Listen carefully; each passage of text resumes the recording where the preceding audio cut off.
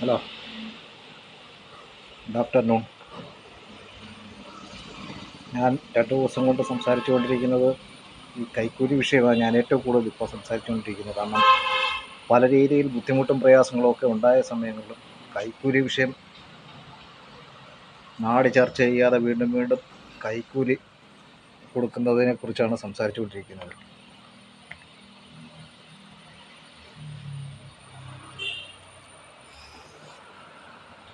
നിങ്ങളുടെ അഭിപ്രായങ്ങളൊക്കെ നമ്മുടെ ചാനലിൽ കമൻ്റായിട്ട് ഇടണം.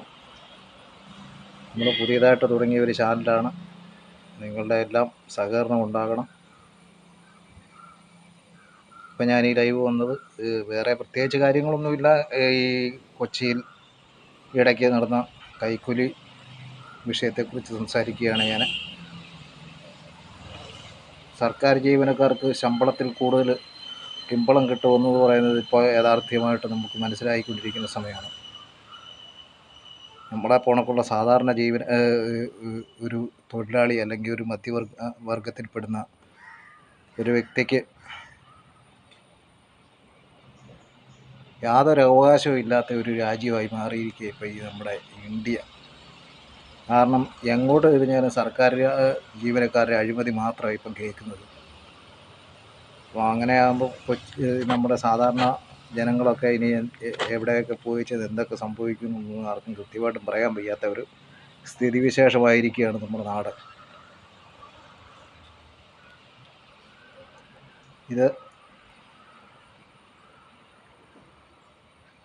ഭയങ്കര ദുരാവസ്ഥയിലേക്ക് നമ്മുടെ നാടിനെയൊക്കെ തള്ളിവിടുന്ന ഒരു പ്രവണതയാണ് പ്രത്യേകിച്ച് സർക്കാർ ജീവനക്കാർ പിടിച്ചു പറിക്കുന്നത്. ഇതൊരു പിടിച്ചുപറിയാണ്. കൊള്ള ഇനി വെച്ചു കൊടുത്ത് കഴിയുമ്പോൾ നമ്മൾ കൊടുത്തില്ലെങ്കിൽ നമ്മളെ അവർ കൊല്ലും. കൊലപാതകമൊക്കെ നടക്കും. കാരണം അവർക്ക് അതിൻ്റെ സോഴ്സൊക്കെ ഉണ്ട്, ഇഷ്ടംപോലെ കൊല്ലാനും പിടിച്ചു പറിക്കാനും ഒക്കെ. അതായത് ഇതിനകത്ത് സർക്കാർ ജീവനക്കാരെ ഒരാളെ കൊണ്ട് എല്ലാവരും ആ രീതിയിലാണെന്നല്ല ഞാൻ സംസാരിക്കുന്നത്. ഒരു 60% പേര് കൈക്കൂലിക്കാർ തന്നെയാണ്. ഒരു 40% ഉള്ള നല്ല രീതിയിൽ നമ്മുടെ രാജ്യത്തെ പ്രവർത്തിക്കുന്ന സർക്കാർ ജീവനക്കാർ. 60% ജീവനക്കാരും ഏതെങ്കിലും ഒരു തരത്തിൽ കൈക്കൂലിയോ പാരിതോഷികങ്ങളോ ഒക്കെ വാങ്ങിക്കുന്ന ആൾക്കാരാണ്. കാരണം ഒരു ജോലി ചെയ്ത് ഒരു പ്രവൃത്തി ചെയ്യുന്നതിന് അവർ ജോലിക്ക് പകരം നമ്മളിൽ നിന്ന് എന്തെങ്കിലും അവർ സ്വീകരിച്ചിരിക്കും. അതിനകത്ത് 40% ആൾക്കാരേ ഉള്ളൂ സത്യസന്ധമായിട്ട് സർക്കാരിൻ്റെ ശമ്പളം വാങ്ങിച്ച് അവരവരുടെ കുടുംബങ്ങൾ ഉപജീവനം കഴിയുന്നത്.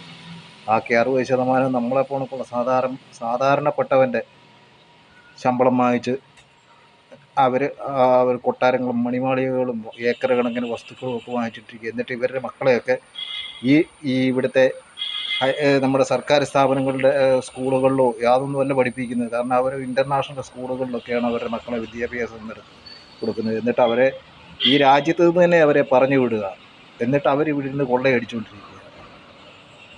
ഇതൊക്കെ നമ്മുടെ രാജ്യത്തിന് വലിയ ആപത്തും ഒക്കെ ഉണ്ടാക്കുന്ന ഒരു പ്രശ്നങ്ങളാണ്. അതുകൊണ്ട് സർക്കാർ ജീവനക്കാരെ നമ്മളിപ്പോൾ സമീപിക്കുമ്പോൾ എല്ലാവരും കൈക്കൂലിക്കാരാണെന്നല്ല പറയുന്നത്. എങ്കിലും നമ്മുടെ ജീവനക്കാർ ഇനിയും നന്നാകാനുണ്ട്. കാരണം ഇവരെയൊക്കെ ഒരു പ്രാവശ്യം അങ്ങനെ പിടിച്ചു കഴിഞ്ഞാൽ പിന്നെ ആജീവനാന്തകാലം ഇവരുടെ കുടുംബത്തിന് പോലും ഒരു ജോലി കൊടുക്കരുതെന്നാണ് എൻ്റെ അഭിപ്രായം. അത് നിങ്ങളും പൊതുജനങ്ങളും ആ അഭിപ്രായത്തോട് യോജിക്കുമെന്ന് ഞാൻ കരുതുന്നു. കാരണം ഇനി പിന്നീട് അവർ ആ ഒരു തെറ്റിന്മേൽ അവർ യാതൊരു കാരണവശാലും ആ ഒരു കുടുംബമെന്ന് ഉദ്ദേശിക്കുന്ന ആ ഒറ്റ ഒരു അപ്പനും അമ്മയും 4 മക്കൾ, മാക്സിമം 4 മക്കളാണ്, ഈ കുടുംബത്തിന് കൊടുക്കരുതെന്നാണ് പറയുന്നത്. അല്ല അവരുടെ പരമ്പര വംശങ്ങൾക്കൊന്നും കൊടുക്കരുതെന്നല്ല ഞാൻ ഉദ്ദേശിക്കുന്നത്. കാരണം അത്രയ്ക്ക് അവർ സാധാരണപ്പെട്ടവൻ്റെ പ്രാക്കും ഒക്കെ ഏറ്റുവാങ്ങുന്നവരാണ്. അപ്പോൾ അവർക്ക് വീണ്ടും ആ ജോലിക്ക് അർഹത ഇല്ലാത്തവരാണ്. പിന്നെ കാരണം സത്യസന്ധമായിട്ട് ജോലി ചെയ്യുന്നവർക്ക് ഇഷ്ടം പോലെ നമ്മുടെ നാട്ടിൽ വിദ്യാഭ്യാസമുള്ളവരുണ്ട്. അവർക്കൊന്നും ജോലിയില്ലാതെ അവർ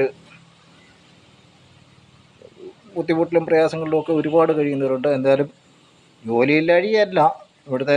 കാരണം ഏതെങ്കിലും ജോലി ചെയ്യാൻ താല്പര്യമുള്ളവർക്ക് നമ്മുടെ നാട്ടിൽ ഇഷ്ടം പോലെ ജോലിയുണ്ട്. കാരണം ഇവിടുത്തെ നോർത്ത് ഇന്ത്യൻസാണ് ഇപ്പം ഇവിടെ വന്ന് ജോലി ചെയ്യുന്നത്. ഒരു 15 വർഷത്തിന് മുമ്പേ തമിഴ്നാടുകാരായിരുന്നു ഈ നാട്ടിൽ ജോലിയൊക്കെ ചെയ്യുന്നത്. അവർക്കൊക്കെ ഇഷ്ടമുള്ളൊക്കെ ജോലി ഉണ്ടായിരുന്നു, അവർക്ക് ഇഷ്ടമുള്ളൊക്കെ കാശും ഉണ്ടായിരുന്നു, ശമ്പളവും ഉണ്ടായിരുന്നു. ഇപ്പം ഒരു 15 വർഷത്തിന് ശേഷം, 15 വർഷത്തിന് മുമ്പ് വരെ തമിഴ്നാട്ടുകാരായിരുന്നു. അതിന് ശേഷം ഇപ്പം നോർത്ത് ഇന്ത്യൻ ജീവനക്കാരായിരുന്നു. കാരണം അവർക്ക് ഇവിടെ വരുമ്പോൾ അവർക്ക് ഭയങ്കര ശമ്പളമാണ് കിട്ടുന്നത്. കാരണം നമ്മുടെ കേരളത്തിൽ പ്രത്യേകിച്ച് വരുമ്പോൾ ഞാനൊക്കെ വർഷങ്ങൾക്ക് മുമ്പ് നോർത്ത് ഇന്ത്യയിൽ പോയി ജോലി ചെയ്യുമ്പോൾ എനിക്ക് അന്നത്തെ ഒരു ദിവസത്തെ സാലറി എന്ന് പറയുന്നത് 30 രൂപയായിരുന്നു. കാരണം അന്ന് എനിക്കൊരു മാസം 900 രൂപ, അതായത് 30 ദിവസം ജോലി ചെയ്താൽ കിട്ടുന്ന ഒരവസ്ഥയുണ്ടായിരുന്നു.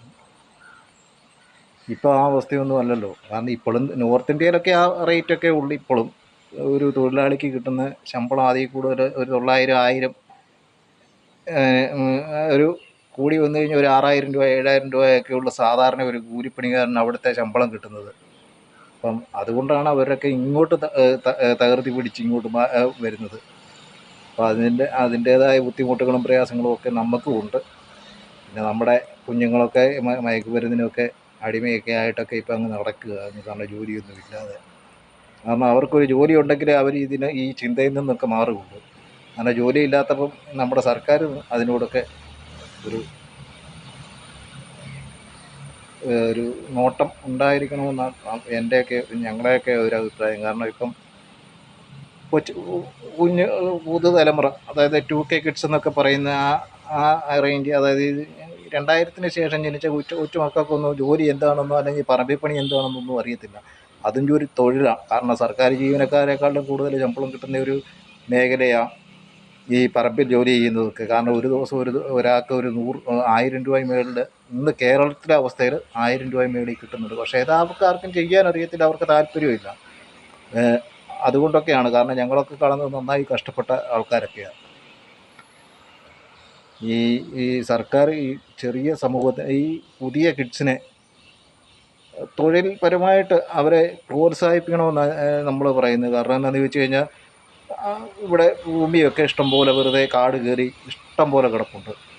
അതിൻ്റെ ഓണർമാരെ സമീപിച്ച്, സർക്കാരിനെ സമീപിച്ച്, സർക്കാർ തന്നെ അവർക്കൊരു ശമ്പള രീതിയിൽ ഒരു സർക്കാർ ജോലിയായിട്ട് ഇവിടുത്തെ പച്ചക്കറിയും ഒക്കെ കാർഷിക വിപണന മേഖലയൊക്കെ ഉണ്ടാക്കാൻ പറ്റുന്ന ഒരു പ്രസ്ഥാനമൊക്കെ ഉണ്ടാക്കി ശമ്പളം അതിൽ നിന്നുള്ള അവർക്കുള്ള ശമ്പളം കൊടുത്താൽ മതി.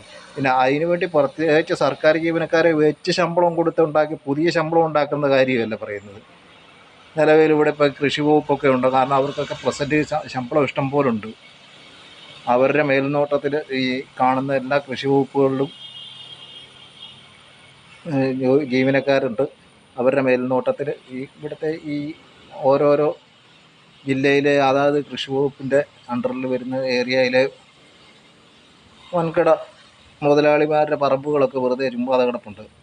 അതിനൊക്കെ സർക്കാരിൻ്റെ സബ്സിഡിയോടുകൂടി സർക്കാരിൻ്റെ മേൽനോട്ടത്തിൽ സർക്കാർ ജീവനക്കാരനാക്കിയെടുക്കുക. ഇവിടുത്തെ അതായത് ഇവിടുത്തെ 2K കിഡ്സിന് ഇഷ്ടംപോലെ സർക്കാർ ജോലിക്കാരാണെന്ന് പറയുമ്പോൾ അവർ ധൈര്യമായിട്ട് വന്നിരിക്കും.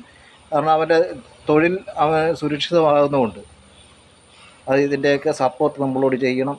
ഇത് എല്ലാവരും ഈ ഭാഗം പ്രചരിപ്പിക്കണം. എനിക്ക് എൻ്റെ ചാനലിന് സബ്സ്ക്രൈബ് ചെയ്യുക. അതുപോലെ തന്നെ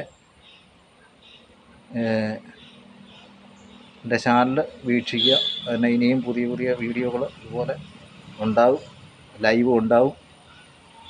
നിങ്ങൾ എന്നോട് സഹകരിക്കുമെന്ന് ഞാൻ പ്രതീക്ഷിക്കുന്നു.